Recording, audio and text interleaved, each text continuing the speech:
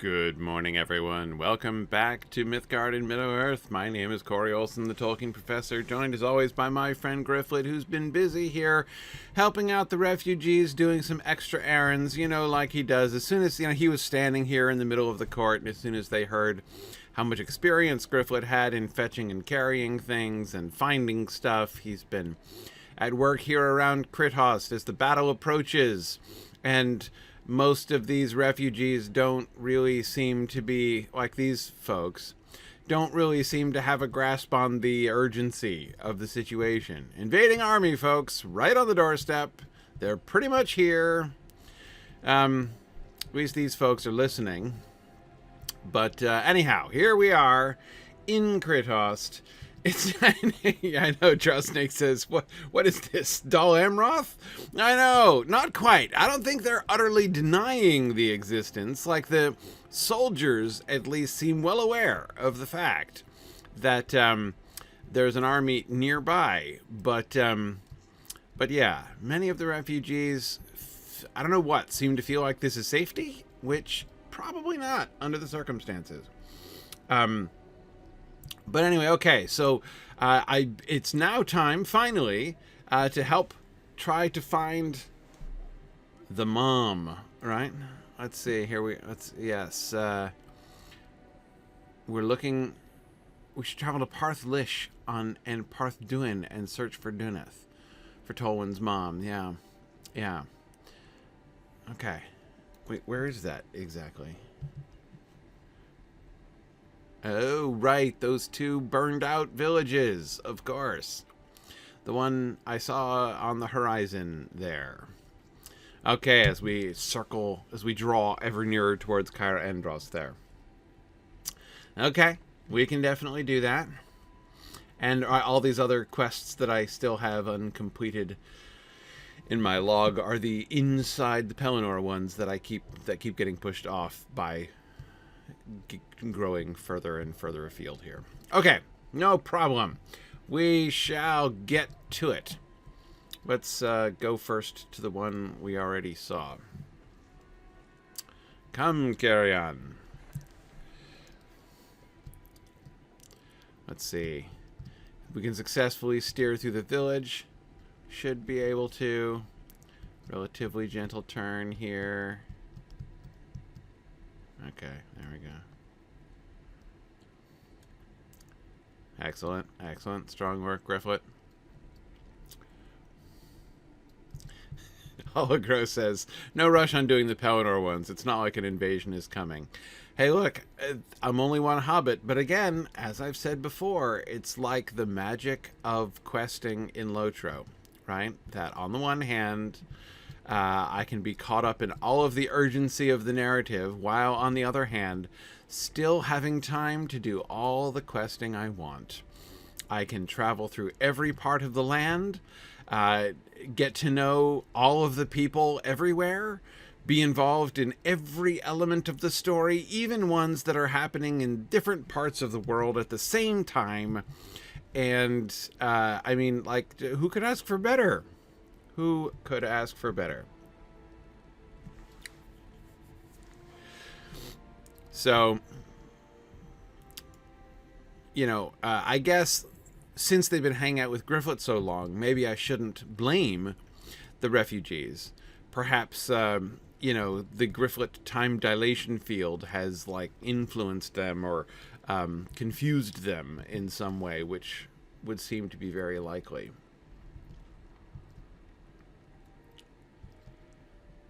Does Gryfflet have enough night riding hours to ride without a chaperone? It is a question.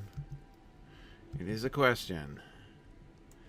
The question is more, though, does he have enough war steed riding skill to, like, be trusted on a war steed under almost any circumstances? But, okay. Oh, we have found this. I've got a deed for Old Anorian farms. So I am not a completionist when it comes to deeds. There are limits, right? I'm certainly not going to be hunting around completing the Slayer deeds on stream and stuff like that. But I have to admit that exploration deeds tempt me. But fortunately, being a quest completionist usually takes care of those exploration deeds. I certainly aim to complete all the exploration deeds in Minas Tirith, I can tell you. But let us look at this fun example of an old Anorian farmhouse, mostly because it's like the only one we have left. So, really huge. I mean, for a farmhouse, this is a big kind of rambling farmhouse with multiple stories, or is that like their grain silo stuck on the back? Look at the... Oh, I should look around here? Okay. I'm getting stealth here. Look at the elegance of their... well, it's not exactly a garage, but seriously, that is nice. With the nice sloping roof and the elegant columns. This was totally added on by recent generations, right? You can tell that this house has been here for a long time, possibly hundreds of years. But sometime in the last few decades, one of the farmers was like, I want a sweet, sweet garage extension off the side of the house using imported marble columns. And his wife was like, dear, this is ridiculous.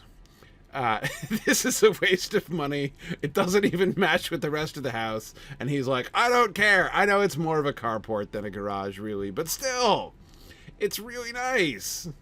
It's really nice. Doesn't exactly fit with the rest of the architecture. But that's okay. Except for these bits over here. Right? Look at this. There was apparently like some extra marble or something, and they're like, let's slap that on the house. Yeah. Yeah, because... Oh, anyways, we're looking. No one's been here. No. I guess this is the first farmhouse? Well, you can tell. It's the first farmhouse. It's the first farmhouse in the community, as signaled clearly, as socially signaled, you know, by the marble carport that they put out, or wagon port, or whatever that they put out here. Oh man, it's just... Oh man, look, and he bought a swank new ride too. Look how new that cart looks. Oh, and here's a well and a corpse. And some invading orcs. Oh, we got a whole bridge up there. Okay. Hang on. You...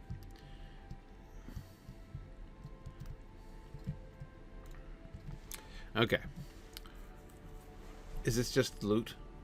Ah, it is just loot. And somebody half looted it. Shame. Shame.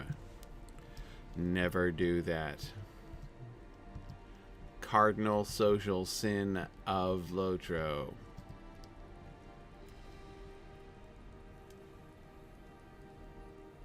What's up with this? Oh, this Orc Captain is yellow? Oh, man. Maybe Gryfflet needs to gain some more levels. The orcs seem to think you just killed their captain.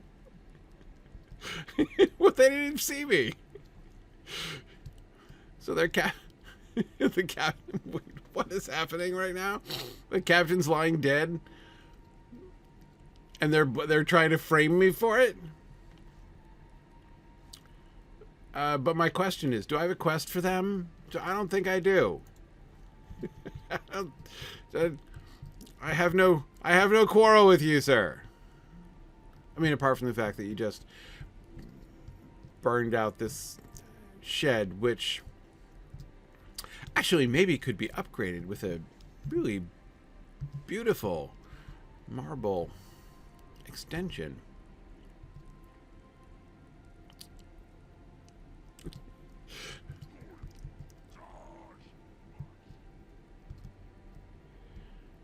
This is farmhouse? No, well, this is obviously the second farmhouse. Man, can you imagine the people who live in this tiny little one-room house looking over at those people building their new marble carport and just being like, man, I mean, I hope that those people weren't just like rubbing it in the faces of their neighbors.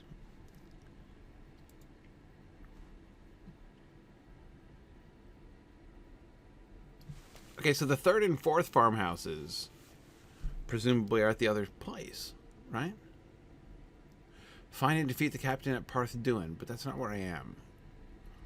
Somebody else already did that. Someone unknown slew the captain. That level 101 captain. Okay. So what's just... Oh, is that the that's the bridge to Tower Drúadan that I'm seeing over there. Right? So I think I'm done here. Strange though that may seem. Sorry, the wrong horse. Oh, I should kill them anyway? Okay. All right. I mean, I guess it was a pretty clear cue that that's what I'm supposed to do. So let's not run any risks. I don't want to have to trudge all the way back here.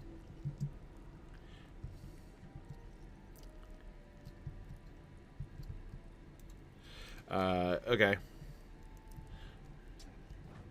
I did not kill your captain. But I can't pretend I wouldn't have done. Because I totally would have. In fact, it looks like someone still needs to.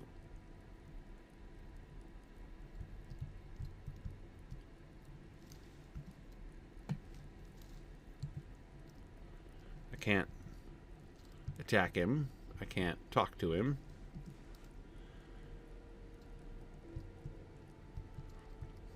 Yeah, I'm pretty sure I looked at the right places, didn't I? I was at the houses and I looked and it said I didn't see anything. And it took them off my quest list, the first and second houses. Yeah, and they're not triggering when I walk by them anymore. Yeah, and I have the... So I have the three other quest goals, anyway. And they're all down there, yeah. So I think I'm good. I killed those orcs who are, like, almost literally asking to be killed. Just in case. Didn't trigger a quest. Don't know if it was supposed to. Hope it wasn't. Alright.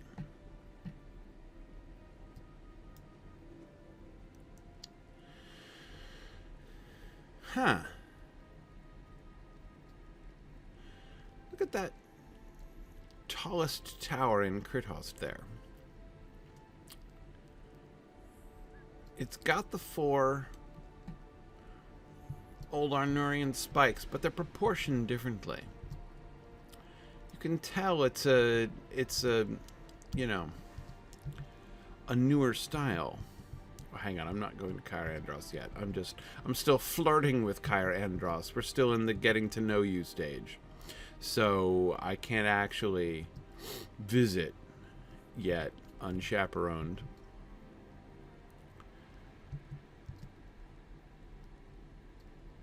But we're getting ever closer. Do I have an item in my bag to summon the boy? I don't think so. He didn't say he was going to join me. I don't remember. I don't think I can summon Tolwin. Should I have? It wasn't meant to be something in my inventory that I missed, is there? Says he with a note of paranoid irritation in his voice. Okay. He didn't join me. No, I didn't think he did. I notice when the quest giver says that, you know, they're going to come with me or I can summon them or something. I didn't remember that. Because I would have been deeply honored to fight by the side of Tolwin, who's awesome. Oh, I'm going to get to later. So exciting. All right. Well, oh, it's a boar, so I couldn't see his name. His name's hiding in the bushes. Oh, Sûhalar, folks.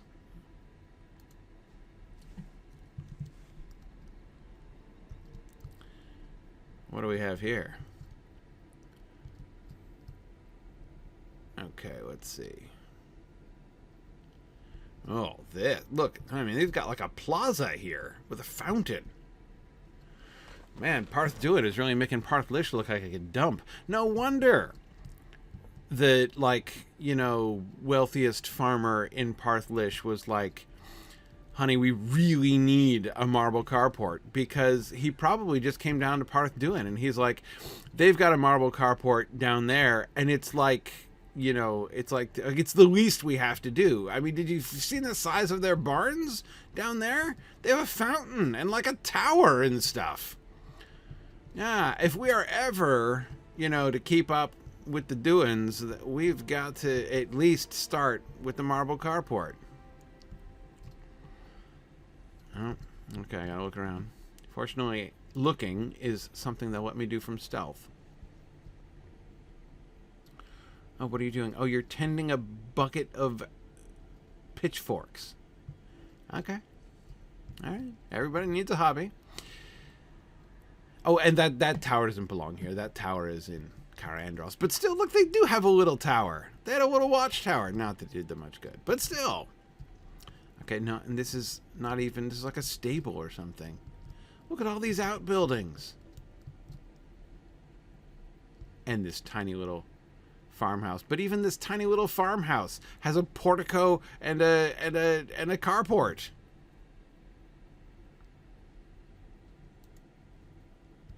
No one's been here either.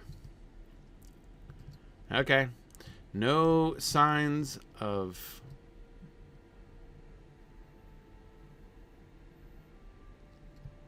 No signs of the mom.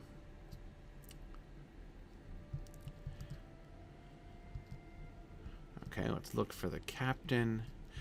If Gryfflet could possibly sneak into this now occupied farm,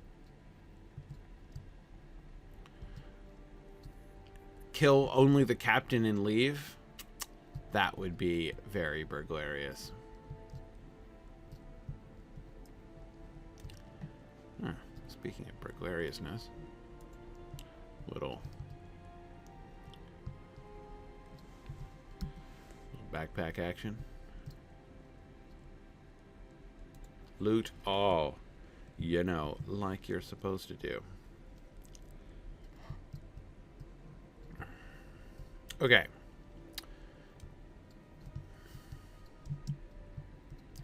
Is that the captain?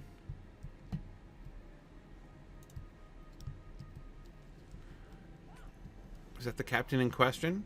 I thought he might be named, but I guess he's not named in the quest, so...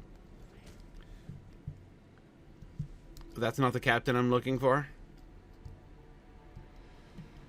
In my defense, he was labeled captain.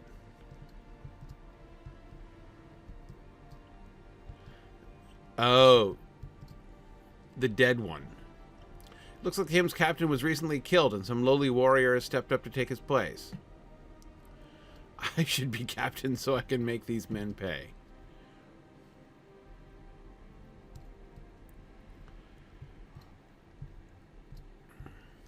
I love how the dead captains are higher level than the rest of them.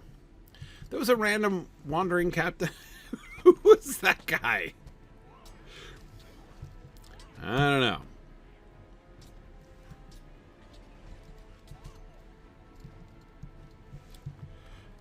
Can I please target the dude standing right in front of me? That'd be nice.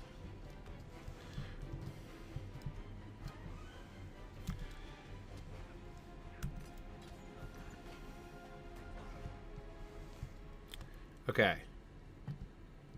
And that was it. Okay. Talk to Tolwin. Actually, let me just get on my horse.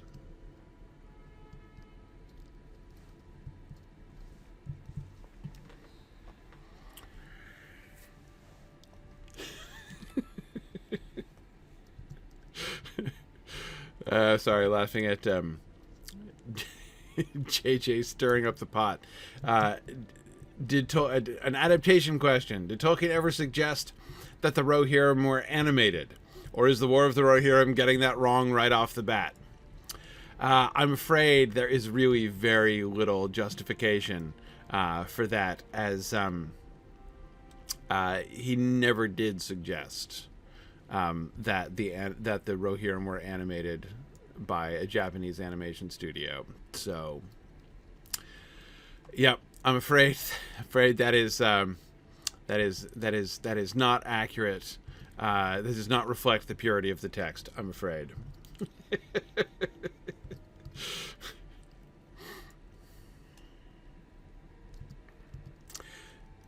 By the way, so I'm sure many of you have heard the news story that was released yesterday.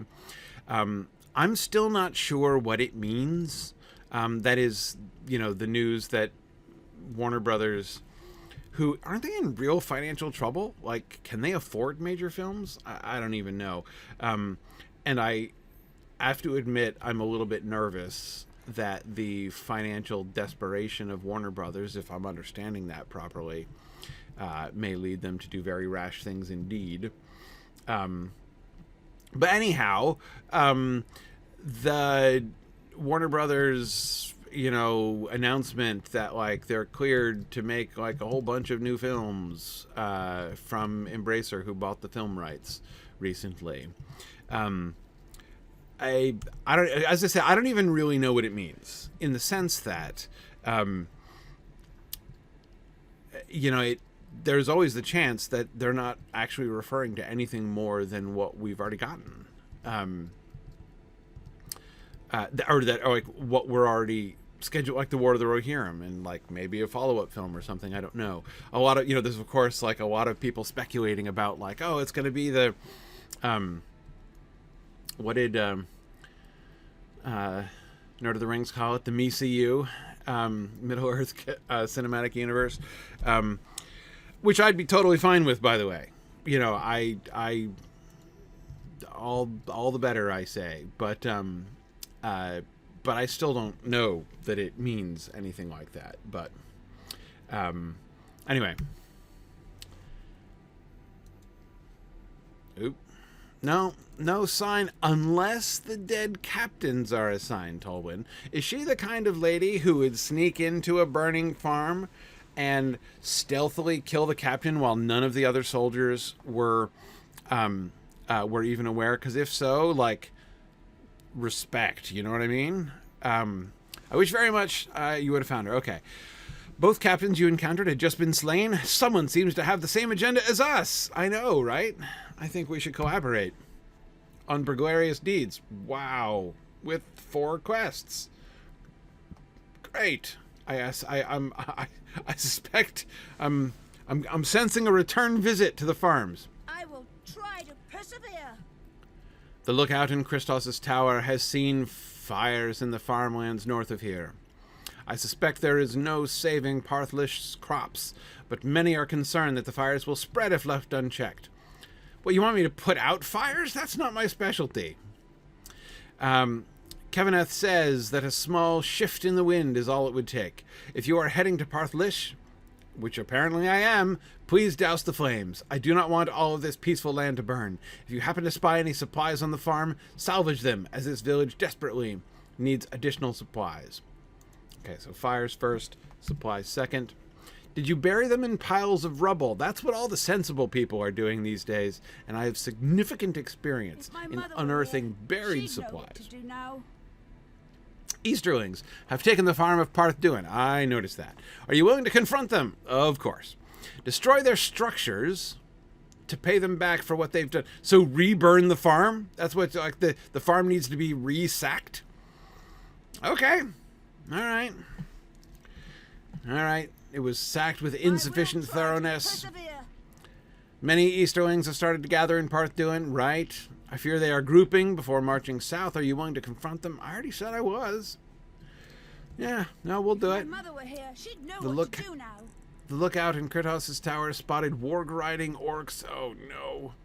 Okay. Defeat a few warg-riders. That's my least favorite of your quests, but okay. All right, Tolwin.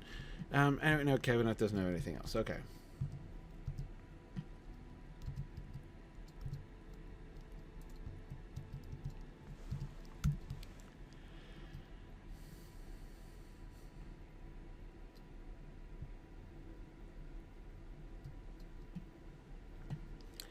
Okay.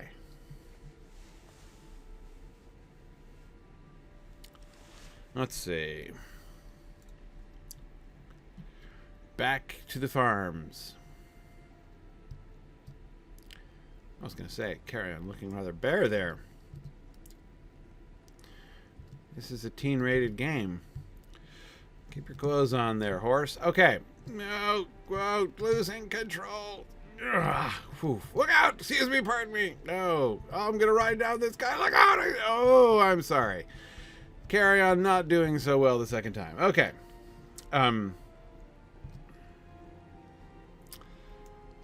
So JJ wants a Lego Lord of the Rings game. Yeah. Yeah. That would be fun. Well, footnote. That would be fun so long as the Lego Lord of the Rings game is not merely based on the films. Like, as long as it's not just some kind of lame Peter Jackson film Lego playthrough kind of situation. Like, I would love to see more Lego stuff. Like, that would be cool. That would be cool. Hey, do you count?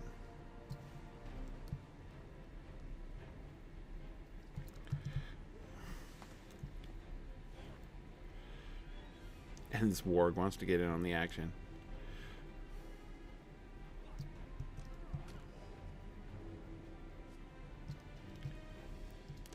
But there's like a dangerous number of other dudes around here.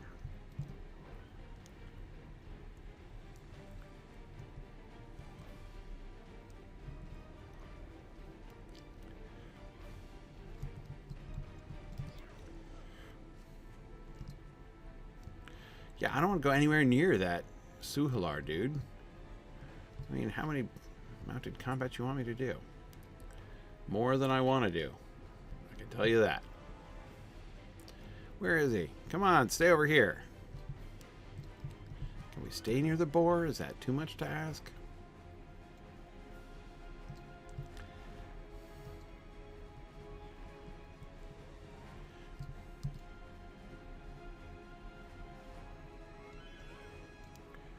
Finally.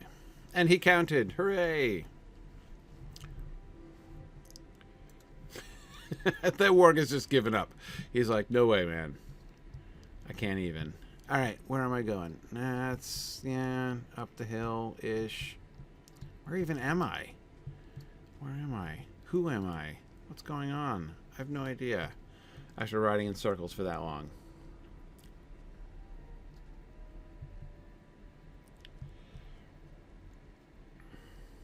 Still disappointed by the lack of Lego sets for Rings of Power. Yeah. Yeah. Yeah, we'll see. Let's see. Big Door says, you know, it would be cool, a movie set in the Fourth Age, and the whole premise is just a couple kids trying to rescue their friend or sister or something from goblins. Okay. Right. Would there be like a labyrinth involved? Is that what you're thinking? I mean, if you know, is the kid maybe taken into a labyrinth? I think that's possible. Okay, so what am I doing? Just killing a bunch of folks, destroying tents and barricades? Now that's my style. You know, setting fire to tents. That's what we do around here. Much experience. Time to resack the town. Oh, that was the most piteous little flame. Look at that. There we go. Oh, it's building a little bit. Oh, we're getting some gradual. Okay. All right. That was okay. Ah! Yikes. Come on now. Oops, hang on. Sorry, hit the wrong button here. Okay, give me a second here. I'm gonna have to, that crashed. I'm gonna have to go back in now. I crashed because I accidentally, on my keyboard command, I hit my command button. It does not approve of that.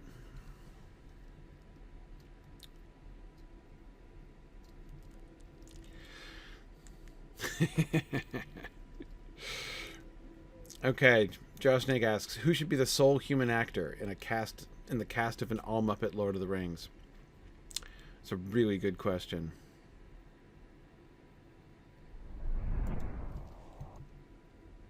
And what character would the human play? Gandalf? Let's establish that. We got to establish that first, right?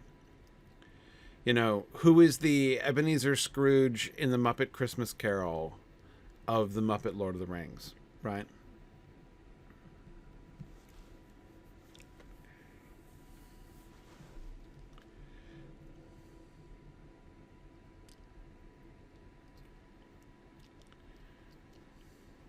Oh, right.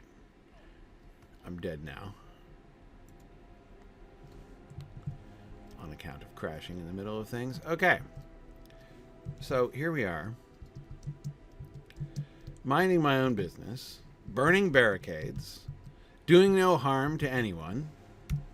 Other than barricades. And tents. And apparently a minimum of 12 Sûhalar warriors. But apart from that, doing no harm to anybody. Minding my own business. Oh, sorry. Yeah, I forgot to turn my display back on. I should do that. Okay. All right. Tent number 1. Are all the tents I need to burn right here?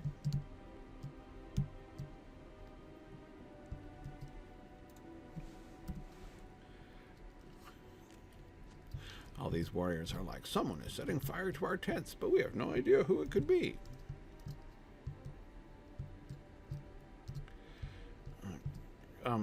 Why can't I go around this bear? How far around do I have to give an enormously wide berth to this fence? Oh, look, another barricade to burn. I can burn the barricade. I can burn the tents. I'm just saying, it's a good thing they put up that barricade, or else somebody might have sneaked in here. I mean, someone might have sneaked in there and burned the tents if they hadn't put that barricade up.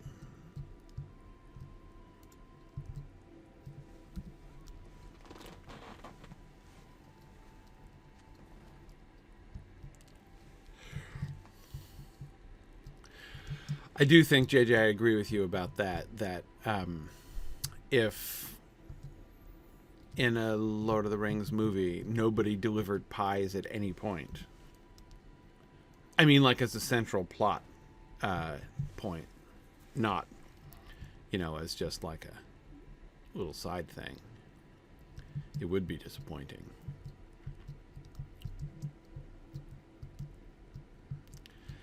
Oh boy, this the burned out shell of these buildings are hard to navigate. Can I lob something over to it? Can I burn it from the other side? No.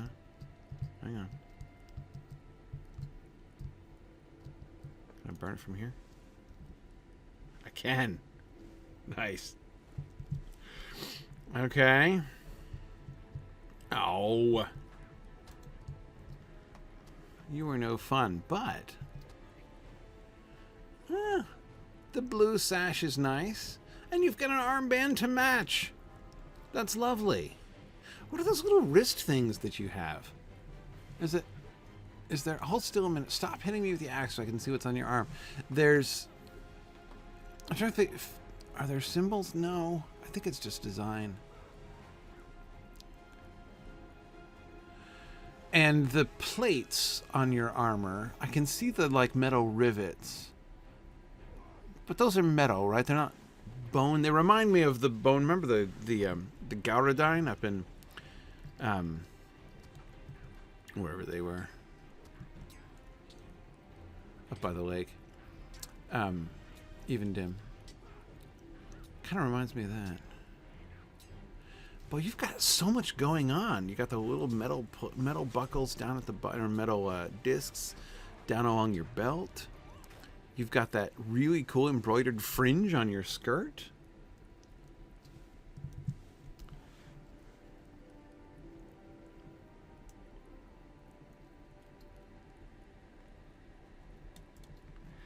Okay.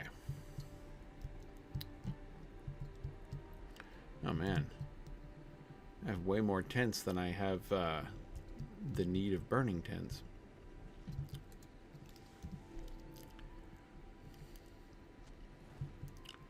I think I've burned my tent quota. Who's that guy kicking over there?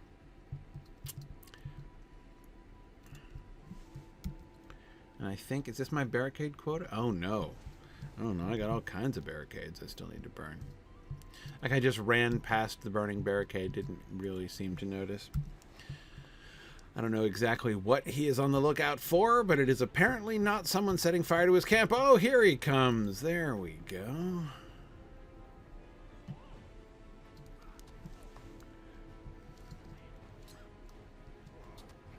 Yeah, I like the border, the embroidered fringe.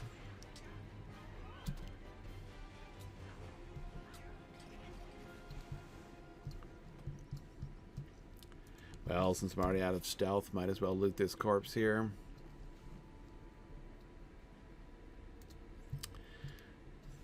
Okay, let's see.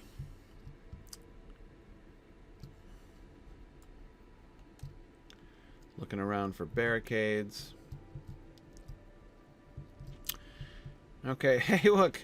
Miley Holmes has like an actual lore question. Do I think Gandalf knew Gollum was corrupted by the ring from the start, or after Bilbo behaved in the same ways as him? That's a really good question, because of course, like, even knowing about the corruption of the ring, like, that's not something that had been like empirically observed, right? How does Sauron's ring affect a mortal who takes and claims it? There had never been experimental observation of that. Like, that, you know, that's just speculation.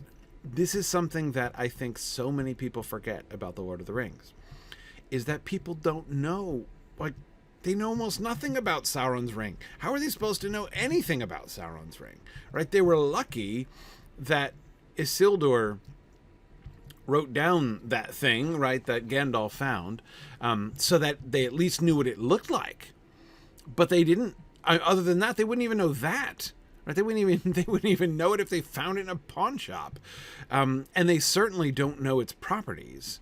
They may have had an inkling, like the wielders of the three, presumably, had a sense based on their firsthand experience when they had their rings, and Sauron, you know, it was mostly Celebrimbor, though. But anyway, when Sauron originally makes it and puts it on, right? Maybe they would have some sense of the kind of influence that he could wield over, you know, the kind of control that he could wield. I think I'm just killing folks now, right? Here? Yeah, I am. So, better make with the combat.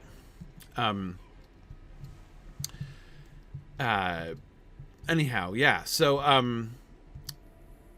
So yeah, there's so much that they don't know. So your question, Miley, is a great question. Would Gandalf think that Gollum was corrupted by the ring from the start? I think that the answer is no.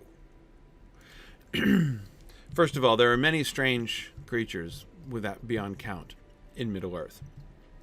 I think that Gandalf had no idea exactly what Gollum was. That is, when he finally drags the story out of Bilbo, right? The real story of the finding of the ring and the riddle game with Gollum, how it actually went down. When he hears that story, does he instantly and automatically think that Gollum is a hobbit, is of hobbit kind, right? A sort of a corrupted hobbit? Is that what he thinks? Why should he think that? The only indication that he might think something of the kind is the one that he gives to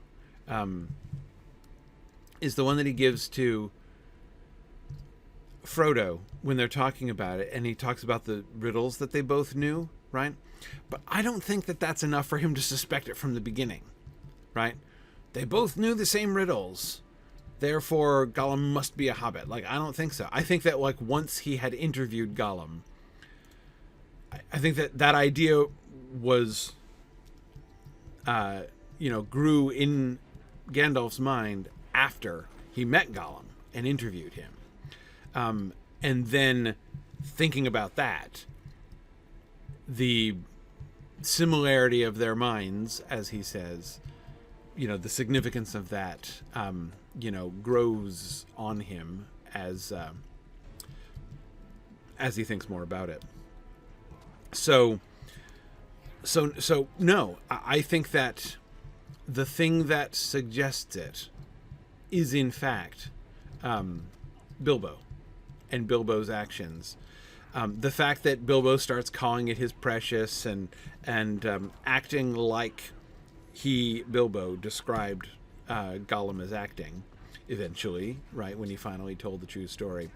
That, I think, is, Gandalf says that was when he had doubts, fears, concerns that were sort of submerged, and it was only then that he really, like, those concerns were really ignited, right?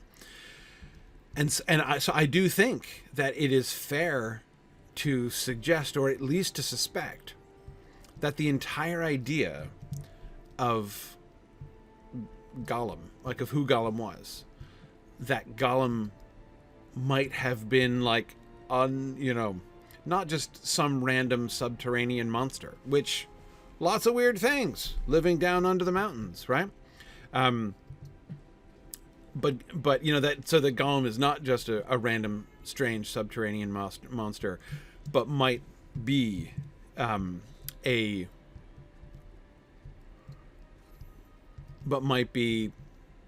somebody who was corrupted by the ring. But remember, he still doesn't know for sure that it's Sauron's ring. So we can't assume that, like, even that he's saying, well, the ring of the enemy would have significant corruptive powers, so that's probably the root cause of this problem or whatever. Because even that's beyond what he knows. It's only, he still has not confirmed. He doesn't truly know, right? Like, as he says, he doesn't absolutely confirm that this is Sauron's ring until he, sees it in Bag End and throws it and chucks it in the fire and sees the fire writing. But he's at that point confirming his hypothesis. But he doesn't even necessarily have that as an actual, like, firm hypothesis. I can't even see anything. If there's one thing that I hate more than mounted combat, it's mounted combat on a hill. One more, and I am released from this obligation.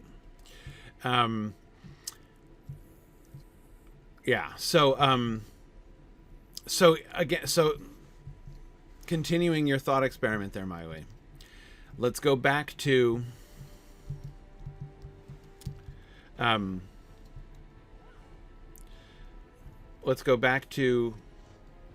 we're in Gandalf's position. Let's put ourselves in Gandalf's position. And we are in Bag End. We've just confronted Bilbo. He's given up the ring, but it was still really alarming, right? It was very alarming, and he sounded totally like Gollum. Like, there's now reason to believe that Gollum, like, something was controlling Bilbo, right? Something was influencing him. That was a bad look. So we know something was going on there. We don't know what. It was clearly the ring. So Gandalf says he's had these like worries and concerns about the ring. All of these things sort of flare to life. The uneasiness in his heart, all of this stuff. And now in context, it all makes sense, and he's convinced there is some malevolent force in the ring. This is, so now like Sauron has touched many of the other rings, made most of the other rings. So maybe it's not the one. He has good reason to think it's not the one. You could even go so far as to say he knows it can't be the one because Saruman told him that according to his research, it's not the one. And he has no reason not to believe Saruman. His department chair told him that, according to his research, and he is the world expert in this academic subject, it can't be the one. So it can't be the one. Anyhow, but something like the ring is obviously the common denominator, right? There can be no question that this ring that Bilbo took from Gollum had an evil effect on Bilbo. Therefore must have had an evil effect on Gollum. This is why. What does he do? What does Gandalf immediately do when he leaves? How do I put out the fire? There was a well. Do I need to get a bucket of water or something to chuck? Wasn't there a well? Didn't I find a well somewhere?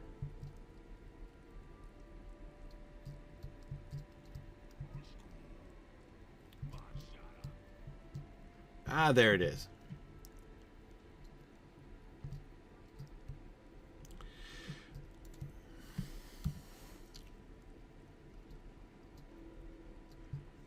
Okay. Let's put out the fires. Those, not that fire? Wow. Strong work. Okay. So as I say, what's the very first thing that he does? The very first thing that he does is go find Gollum, because he needs more information, and that's the only place that he can get it. The only place he can figure out what is this ring.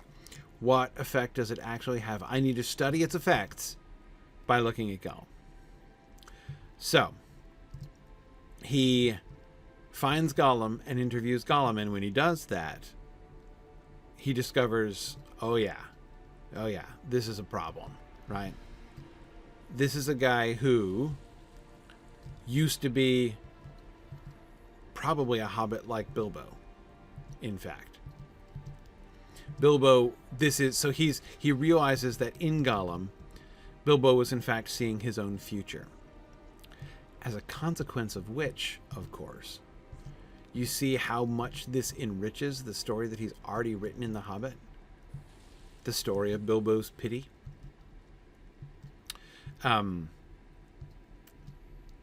Really, really cool. Tolkien was so good at this. Tolkien was like the best retconner ever. Going back and not just... they hid supplies in a box for supplies? Guys, just get a pile of rubble. How hard is that? Anyway, so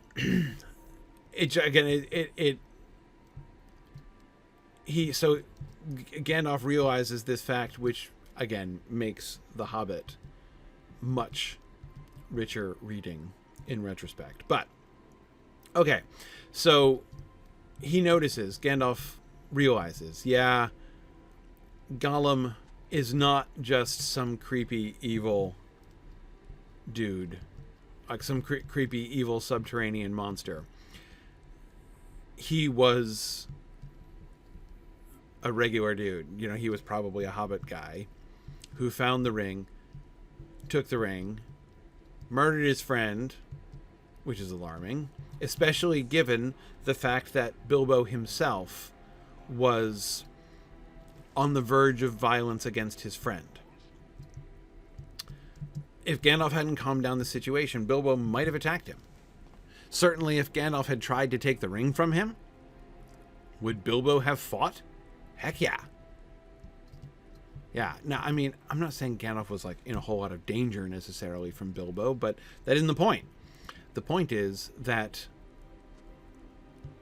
Bilbo might have gone there. It's remarkable, of course, we're told from the beginning that it's remarkable that Bilbo didn't begin his, ownership of the ring with violence, but instead began it with pity. But he might have continued it with violence had Gandalf not been there, had it not been for the fact that Gandalf was able to diffuse that particular situation. So yes, the Gandalf's putting together the history of Gollum, who Gollum was, what the ring did to Gollum, came from Gandalf's interviews with Gollum, which didn't happen until after Bilbo's party, until after that confrontation with Bilbo. So Mile, you're totally right that moment when he sees what is going on with Bilbo provides Gandalf a new context for understanding Bilbo's stories of Gollum.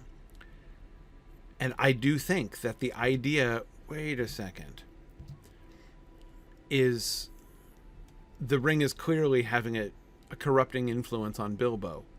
Holy cow, does that mean that this Gollum creature that Bilbo met might be somebody just in a far more advanced state of corruption?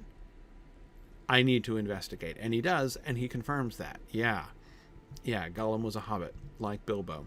This is what could have happened to Bilbo. This is what would have happened to Bilbo, presumably, eventually. So in other words, it isn't that he suspects that Gollum was corrupted by the ring exactly. I mean, that's the suspicion that he comes to. But I would refine your observation a little bit to say that, like, it was the observation that Bilbo was being corrupted. They didn't even know that the One Ring would corrupt people. He didn't even know it was the One Ring yet, right? But yeah, that whole train of thought is suggested, I think, by that moment and confirmed by his, by his discovery of Gollum and his uncovering of that whole thing. It is really fun to think through, the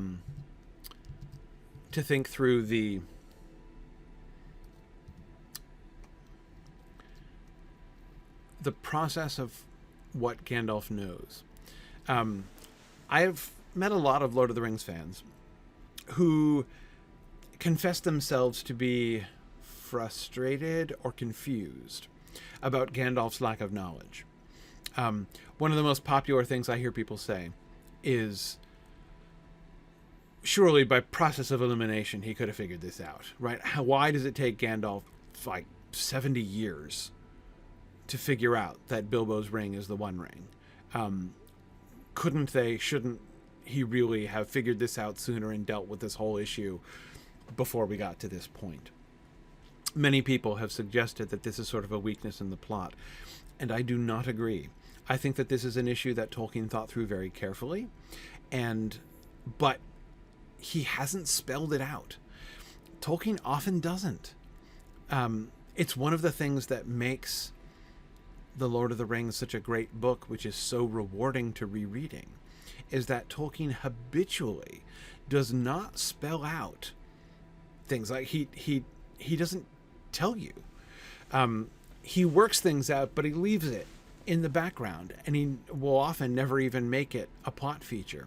He has thought through the state of Gandalf's knowledge and how the steps by which Gandalf comes to the conclusions that he does when he comes to them, and why it takes him so long. There are answers to all of those questions. He's thought through that whole process, but he never spells it out. He doesn't put it in exposition, right? He doesn't have Gandalf laboriously explain. We don't get one of those conversations between Dumbledore and Harry Potter in the final 3 chapters of the book, after the crisis is over and Dumbledore comes to the hospital wing and gives the back exposition of everything that had happened behind the scenes and what he had been thinking the whole time.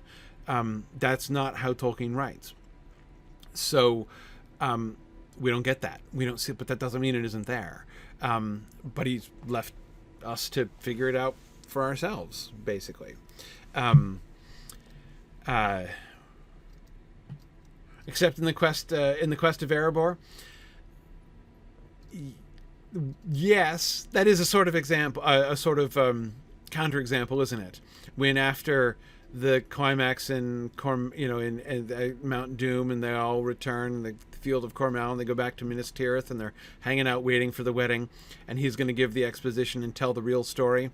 But see, that's different. That's not just like, let me unfold to you all of the truth behind the story that you just experienced.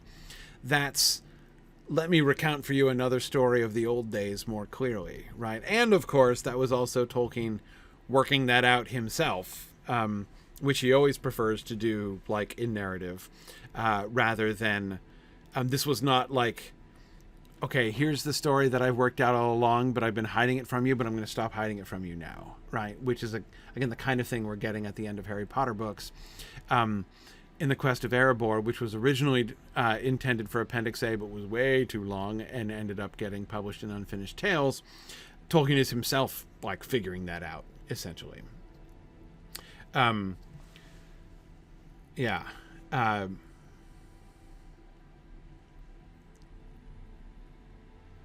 Yeah, Miley, exactly. There were hints, exactly. Just as... Miley is pointing out that... a hint that Gollum was not just some like weird random subterranean creature is the idea that he knew the concept of birthdays. Yes, again, that's one of the things which linked. There were several hints in the Gollum story that there might be something more to that, like something that needed an explanation, but only if you were like randomly curious. Who was this Gollum figure and why? But like, it's a random thing to be curious about, and honestly doesn't seem to be very earth-shattering, right?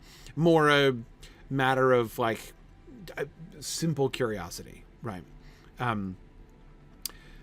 It was there. There were hints there. They're not smoking guns. Like, it's not obvious. As you say, it's possible that, the birthday part, like, maybe he was a weird subterranean creature, who once talked with and then ate, which is what he plans to do with Bilbo, talked with and then ate some other creature who told him about birthday presents, right? Who was all on about birthday presents. And so he heard it from this person before he killed and ate him. And he kind of liked the idea. So, he talks about birthday presents. Yeah. I mean, there are other possible explanations. It's a little weird, right? But there are other possible, it's not a smoking gun. It's not like, oh my gosh, look, this guy is obviously a corrupted hobbit. But once you get suspicious, like Gandalf did, it's like, wait a second. Especially once you see Bilbo heading down the road of corruption and you start having this sinking feeling like, oh my goodness, maybe this ring is seriously bad news. Not just, Gandalf always knew it was probably too big for Bilbo and dangerous for that reason. But good grief, what if it's much, much worse, right? And if it is a ring that has been touched by Sauron and has a corrupting influence, what does that mean? Which ring is it? It could be one of the 7, which are not all perfectly accounted for. Gandalf believes that he knows, but, the others the dragons have consumed, like, that's not a very careful accounting, right? There could totally be loopholes in that.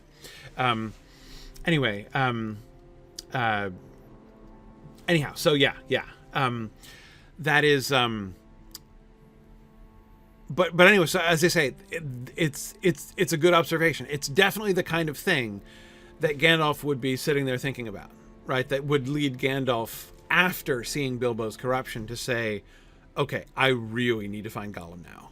I really need to find Gollum and interview him, because this could be really, really bad. All right, Tolwin, I did all your things. Whoa. Oh, right, I re-entered. Glad to hear the fires will not spread. It's a shame that the farm is lost. I know that we cannot save all of Talath Anor. Let us hope that Crithost will stay strong, though. Well, about that, Tolwin, I doubt it. I look up to your skills in turning the battle. It astounds me to think that you are able to take on many men by yourself. Well, you just kind of sneak around and stab him in the back, Tolwin. You were doing fine. You look up to my skills in conflict. Perhaps one day I shall be as adept at you. Oh, man, I can only aspire to be as cool as you. With your help, Crithost continues to be safe. Hey, look, I'm not protecting you. I'm just following your example, man. I will stay strong. For father.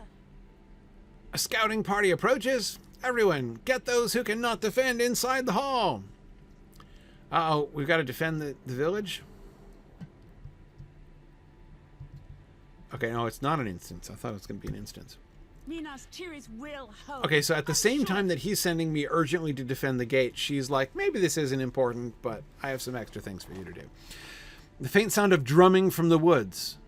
Don't tempt me, lady. Some say there are spirits and strange creatures in the woods. I've never believed such things because I've never seen anything strange. Look, what concerns me is that the drumming might be some orcs looking to attack us. Look, lady, it's not. I can just tell you it's not. Look around the gray wood. Okay, is this... do I need to be saving this? Like, I know I'm like the Drúadan Forest is out of bounds.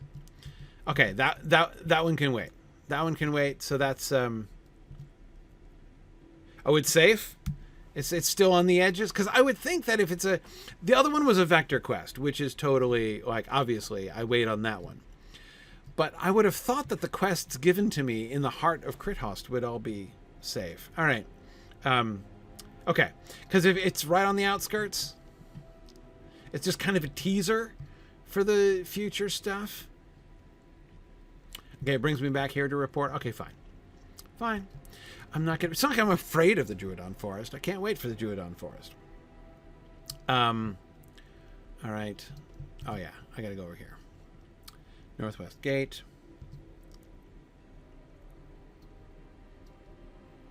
Ah, schmooze. What a great question.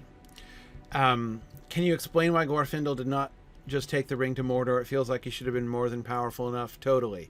More than powerful enough is exactly the problem. He was way more powerful than enough.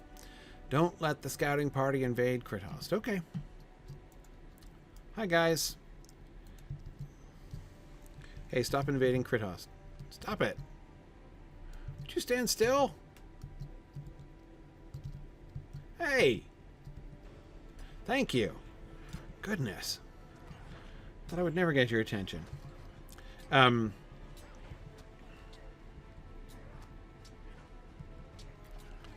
Okay, there's this captain. Are you it? Is there another wave?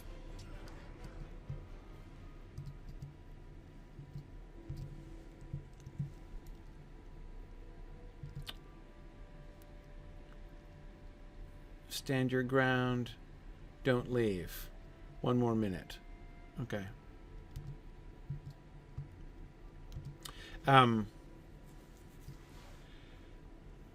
Okay, there we go. Oh, a defiler. And boom! Ah, I caught him this time. That was a well-timed backstab there, Gryfflet. Okay. Anyway, so schmooze, Glorfindel. Too powerful. So Elrond is pretty clear. Too far away.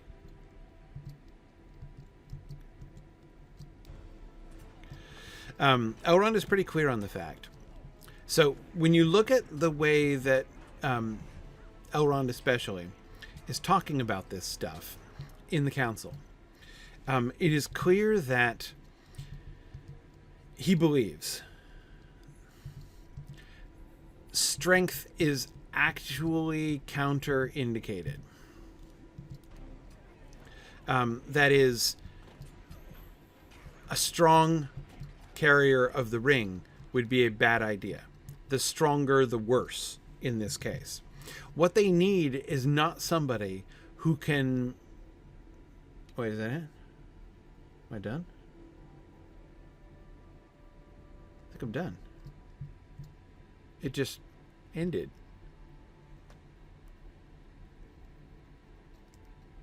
It said I failed? How did I fail?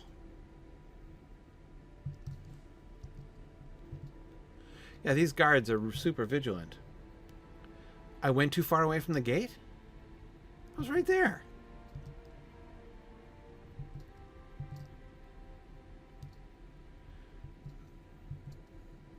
Okay.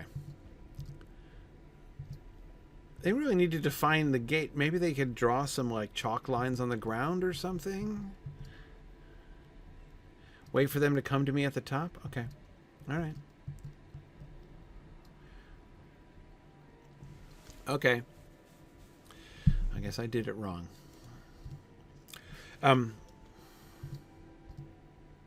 Yeah, so anyway, to really get... I was just attacking the gate. Okay, Tolwin, let's try that again. Now that I have a clearer sense of where... Because I was assuming, Tolwin, that letting them up the ramp and all the way inside the gate, like, I thought I was going to fail when they got all the way up there the first time. Because I thought, I'm like, they're in the town. Like, don't let them invade the town. So I'm like, well, I better get outside the town to prevent them invading, right?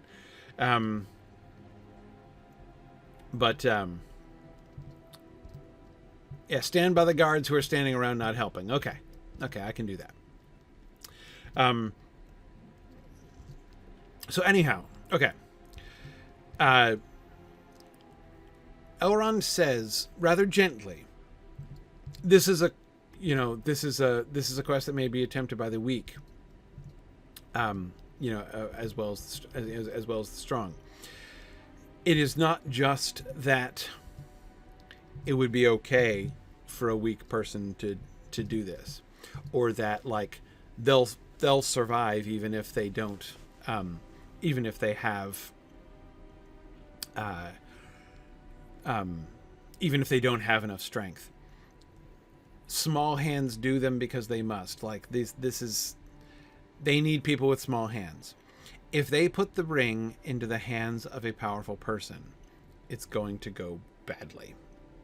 Oh, the timer's not set yet? Okay. All right. I'll stay right here next to my buddy Bregdal, who wants me to go to the Drúadan Forest, but I won't yet. So yeah, there are sort of two elements here. One is clearer, one is much more indirect and stranger sounding, but I still believe in it. The simple version of this is that the simple version of it is that the more powerful a person is, the more powerfully the ring is going to work on them. The smaller the hands, the better. This is why hobbits make the perfect ring bearers. As Gandalf, I believe, has suggested to Elrond, and as Gandalf and Elrond come in, it is, I believe it to be clear that Elrond and Gandalf, from the beginning, Gandalf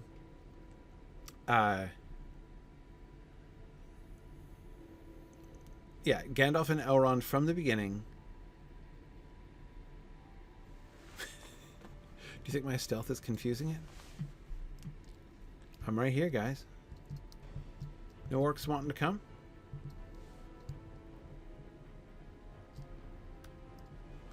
Okay.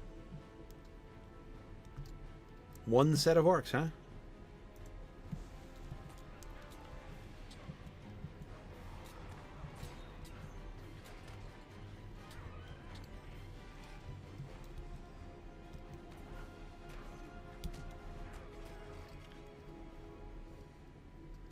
Okay, that was it. That was all I needed to do, huh? Fine.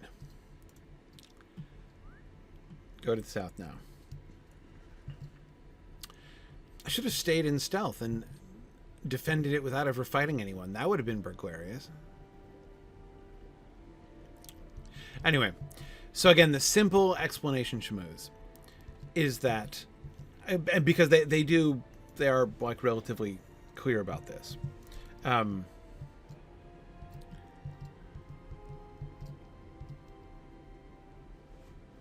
Okay, oh, here he is. This guy is a scouting party. He looks like John Cleese approaching the castle. Oh, up there, huh? Okay.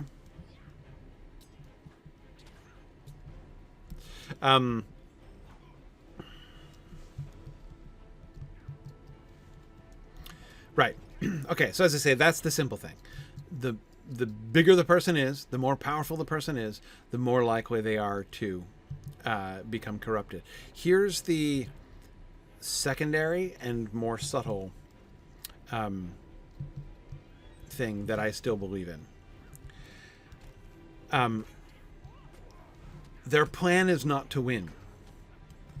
That is, it's not that they deliberately set out to undermine their chances of success, but when Elrond and Gandalf are making their plans, and the plans that, Elrond is proposing there at the end of the Council of Elrond,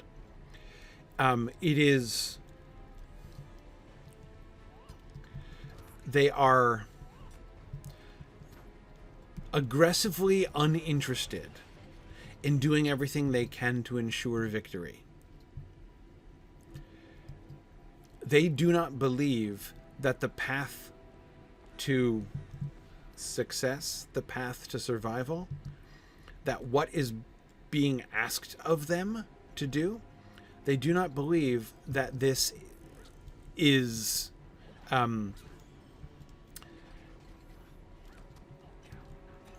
that it's in their power.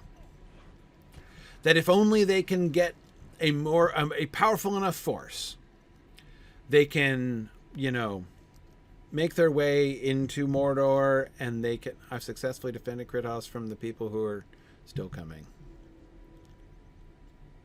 Well, I'll kill them anyway, since these guards can't be troubled, and I would hate to put them to any difficulties.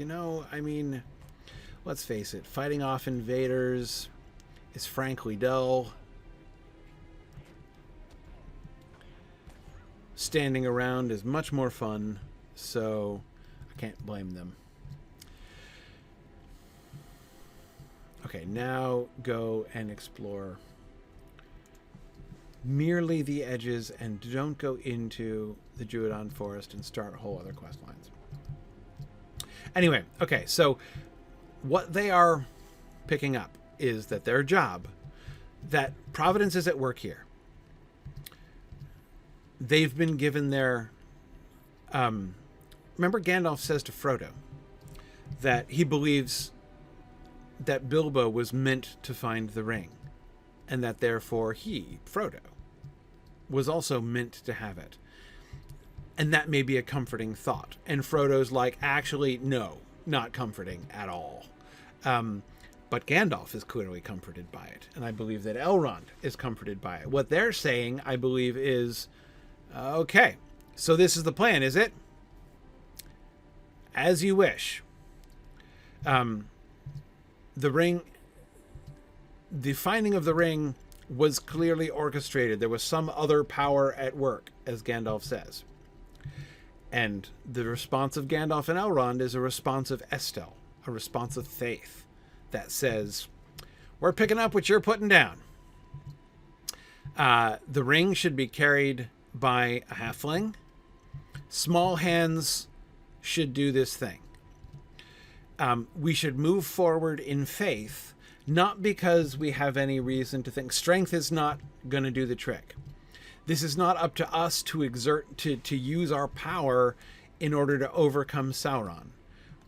We frankly don't think that that would work out anyway. Just our assessment of things. But what's more, we're seeing that there's this alternative plan. Hang on.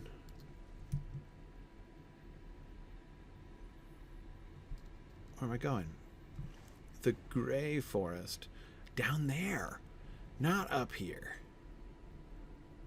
Okay. Weird. Alright. Fine. Not go. I saw the quest arrow pointing back that way, but it had been pointing me back to Tolwin, so I'll just head back. Yeah, anyhow, so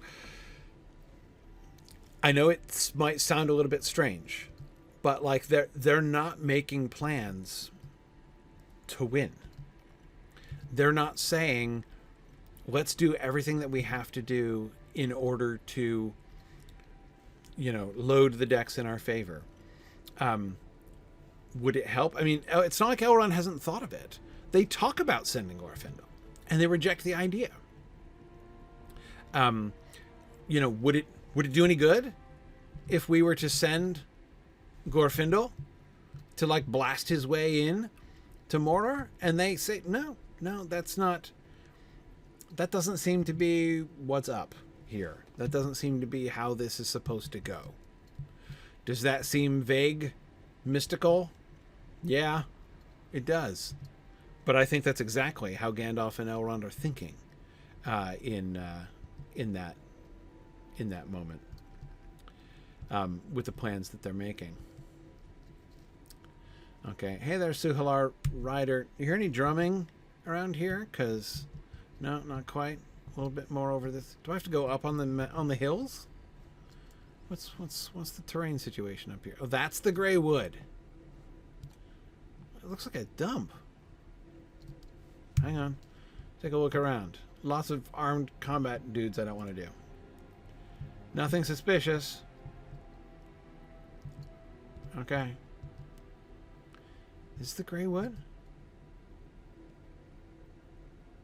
Okay, so there's no way to get up here. I see. At the time, there was no way to get... So they were just teasing us with the Forest of the Drúadan. Oh, yeah, look at that guy. Look at that troll dude who's level 102. Yeah. Yeah. Whereas these guys are all level 100.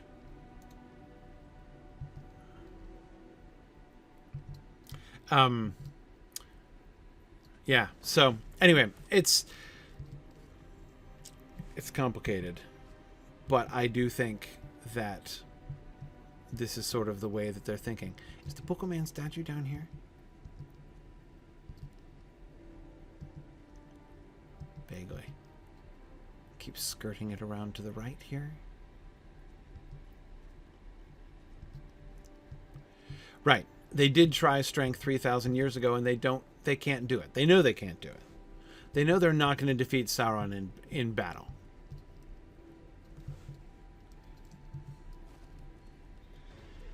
Let's see, how close are we?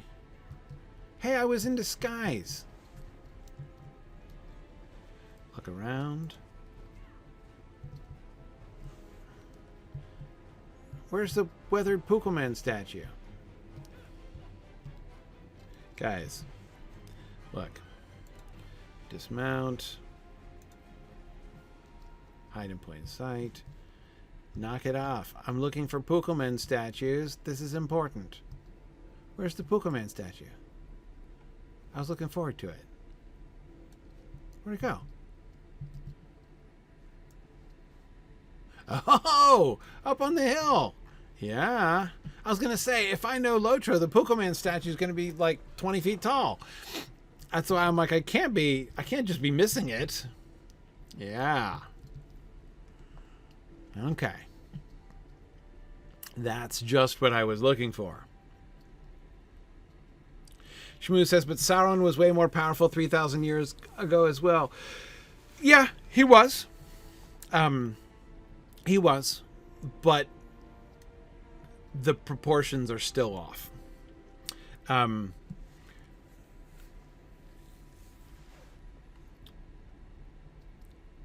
Yeah. I love how they have the moss like drooling out of their mouths. Okay, and then I've got to look around the woods outside Crithost next to the Grey Woods. These are the woods near the Grey Woods, I guess. Can't wait to learn the story about the Grey Woods. What's wrong with them? What happened to them? Oh, there's an odd object. Oh.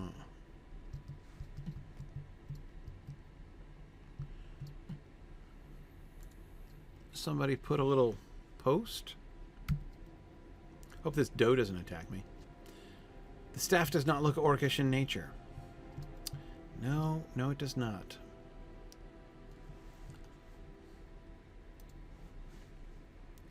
It's a tiki torch. It does look like a tiki torch. Yeah.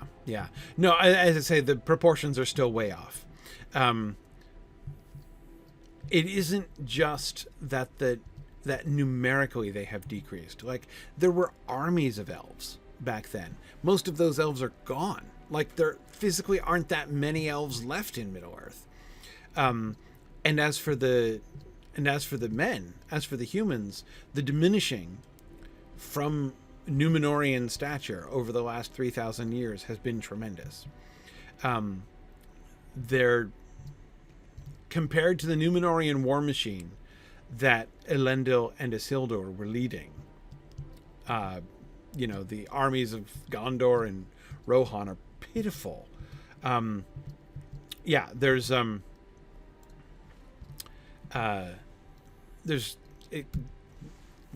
of course, the armies of Sauron are still quite vast, way larger than the armies of the West. Sauron himself is diminished in part because he doesn't have the ring. But there's no force is not going to work. Everyone's perfectly clear about that.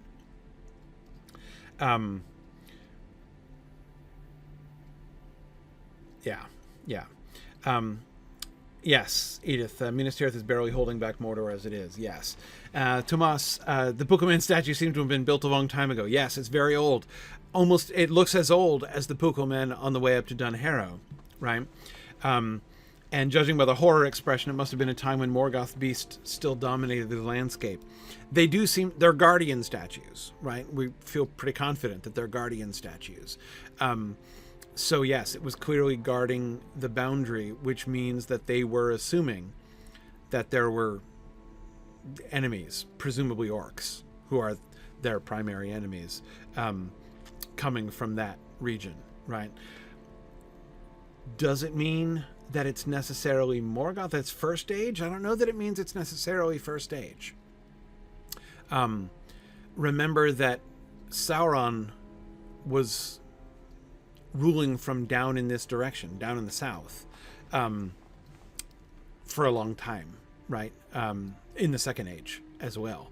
So it could be facing towards, the south and, the east, southeast or whatever, from the, on the edge of the forest there, and be intended to ward off Sauron's orcs, and it could still be 6,000 years old. Okay, that was a close battle. Thankfully, we had those barricades. Yeah, if it weren't for those barricades, we would have been toast in that fight. Those barricades made all the difference, as always. Hope that was only a scouting party. I agree. Minas Tirith will hold. You hand the staff to Kevineth. What a peculiar and very small staff. This isn't from an orc, but where have I seen it before? Let me think. Ah, yes, from Children's Tale of the Woses. Do you know of these stories? They're about small creatures that live in the woods and love nature. Perhaps there is more to this tale than I thought. That would certainly explain those strange old Púkel-man statues about the edge of the forest. Well, I'm glad there isn't an army of orcs in the Grey Wood after all. Though if you were judging from the Púkel-man statues, you'd think that the nature-loving creatures in the forest were all 30 feet tall. Oh, you're in need of supplies, are you? More deer hides for making slings and... You want me to hunt deer? Are you mad? Why don't you just send me to fight the whole Easterling army, for crying out loud? It'd be easier. You want more barricades? Now that we have confirmed that the barricades did so much good... Absolutely. Okay, so Tolwin had no more quests, but she still does. I know, JJ. I'm like, small people living in woods. Halfling standing right in front of you. No comment. The hunted has become the hunter. Yes, indeed. Yes, indeed. Am I up for the challenge? Oh, he's skating. Okay, here we go. Ah. Okay, no, this is good. We can work with this. Okay.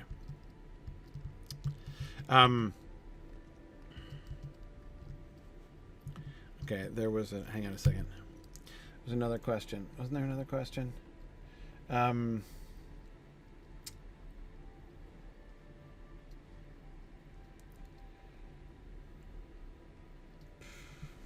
hang on. Lots of questions. I'm looking at the...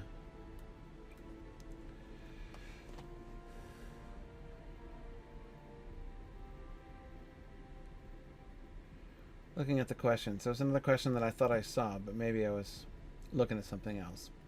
Let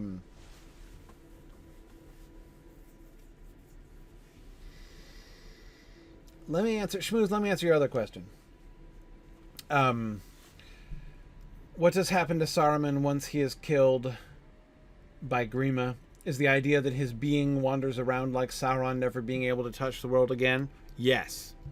Yes, I believe that is exactly what we're supposed to be imagining there. Is this a cliff?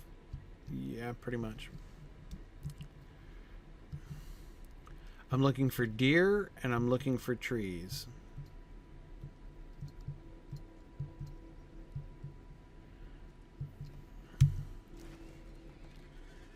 I assume not those branches.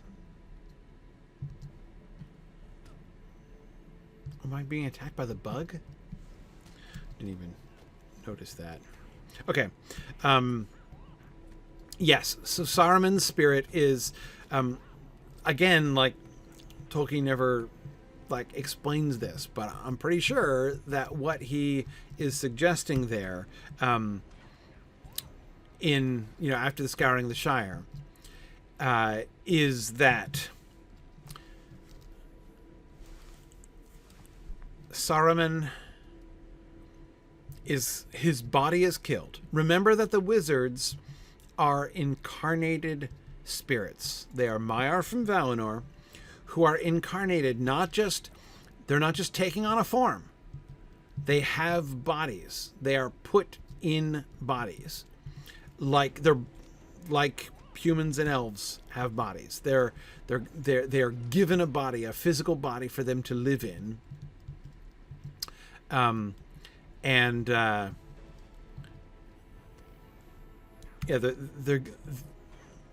have to stay in it, and it can be killed. And when it's killed, their spirits return to the west. This is what happens to Gandalf when he dies. But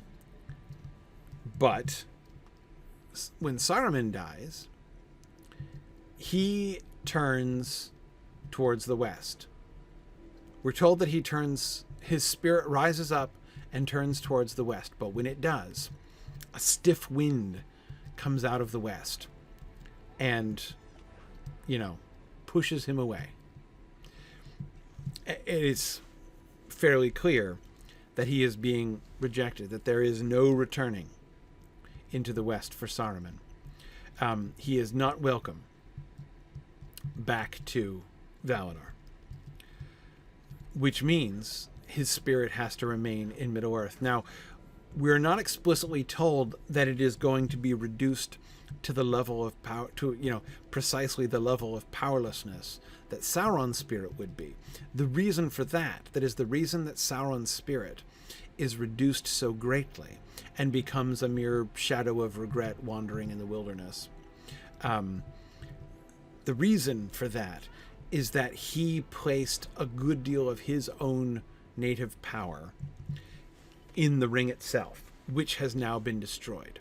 So Sauron's spirit, I figured there must be one of those several regions that had branches in that I was supposed to get. Yeah, so he had... Oh, for crying out loud. Catch me if you can, Warg-rider.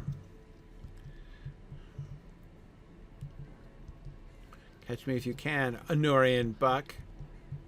I'm not afraid.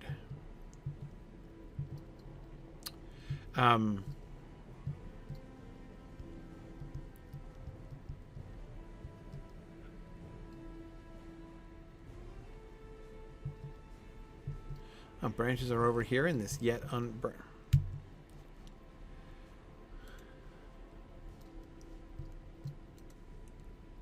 away.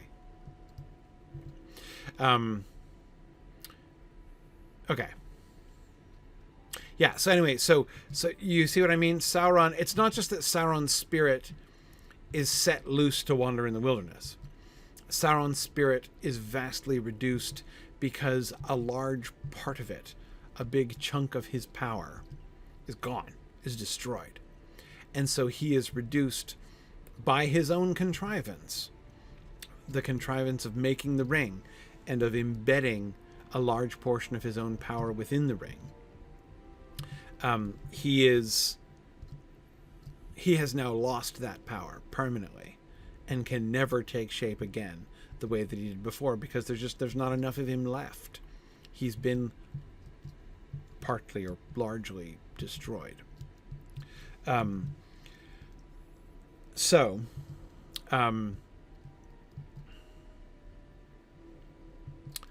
should have come over here to hunt the deer, but I didn't know where I was supposed to get the branches. I was guessing the forest she sent me last time, which seemed a good guess, but didn't pan out. Could have done them both over here. Anyway, my point is that same thing has not explicitly happened to Saruman, unless it has. Do you think, I never thought of this before, do you think that might be what happens when his staff is broken? When Gandalf says your staff is broken? That by the delegated authority of, the folks over in Valinor, when Gandalf returns, one of his jobs is to demote Saruman. And so that when he breaks the staff of Saruman, it is almost like the destruction of the ring. That he strips Saruman of a great deal of his own Saruman's own native power, as a judgment upon him for misusing it, essentially. I never thought about that in exactly those terms before, comparing it with Sauron's destruction of the ring. That seems possible as like an in-house judicial measure, right?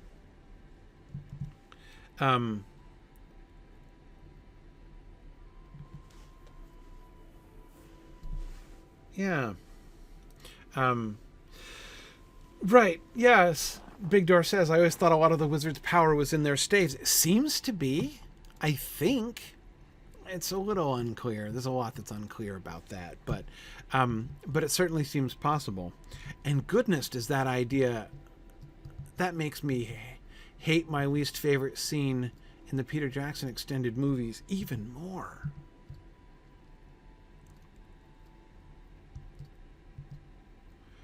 But...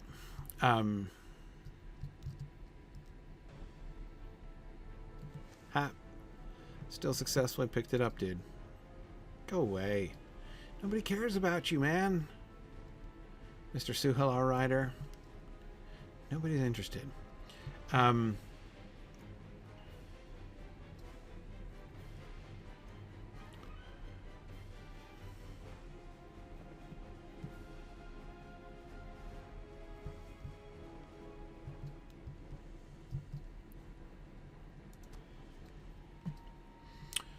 How many do I need? One more?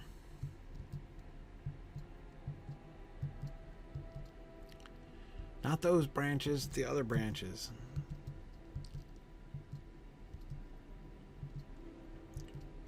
Yes, exactly. Gandalf does talk as if Saruman has been greatly reduced after his staff is broken. The whole business about even Treebeard is under the impression that he is now a snake with no fangs, right?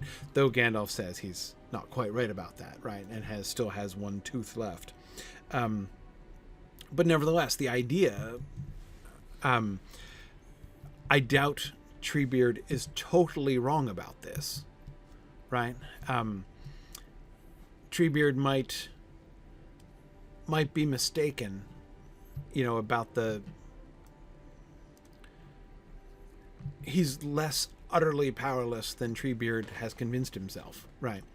But that doesn't mean that Treebeard is completely wrong.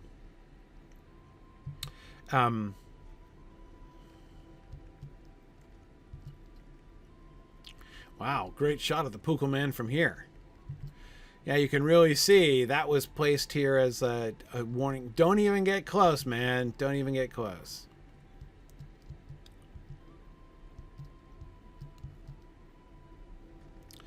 Anyhow, so yes, the more I think about it, the more that seems to me to work. And that, I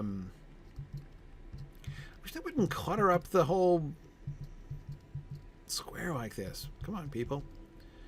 Clear the pathway to the door. Yeah. Anyhow,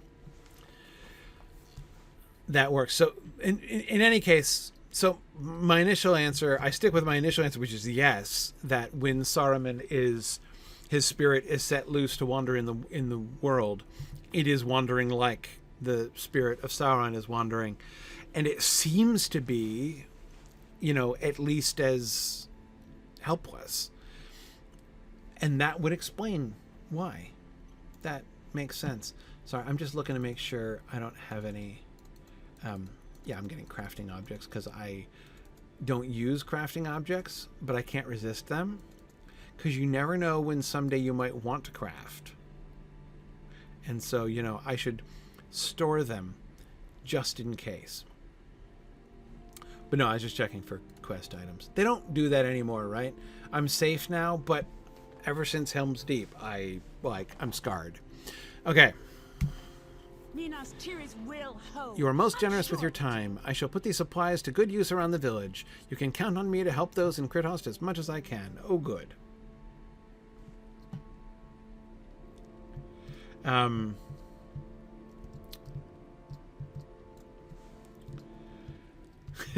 You hope I don't have a basement? Well, I'm in the basement right now, so it's myself I keep in the basement. But I will say, Drowsnake, at least I have a wife.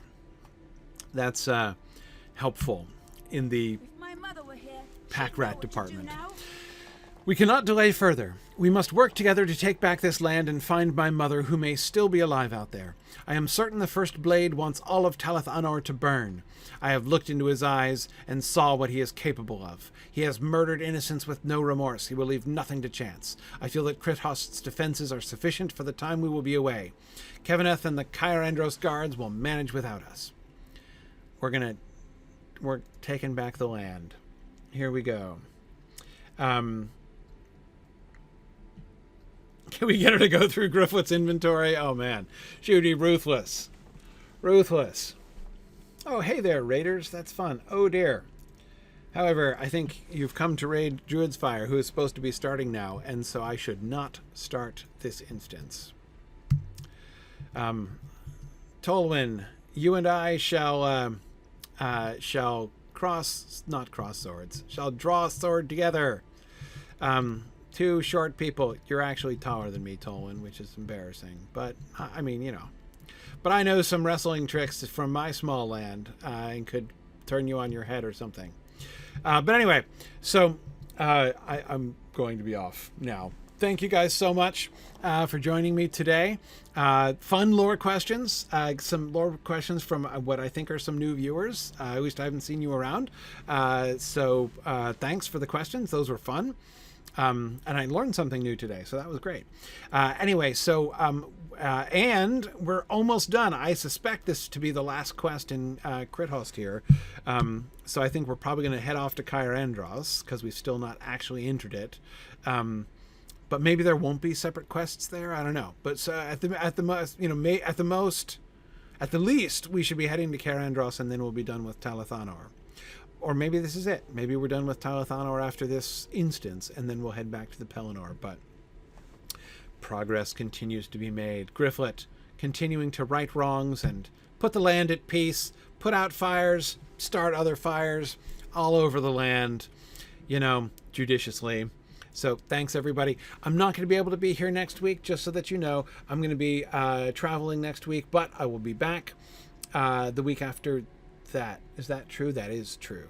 Almost positive that's true. I'll be back the week after that. I will be away for a couple weeks in March because I've got some more travel coming up. But anyway, but I should be back the week after next in any case. So have a great couple weeks, everybody, and I'll see you again soon. Bye now. Thanks for joining in on my rambles around Standing Stone's brilliant digital adaptation of Tolkien's world. If you enjoy these adventures, please consider supporting this and other entertaining educational programming by donating at signumuniversity.org/fund.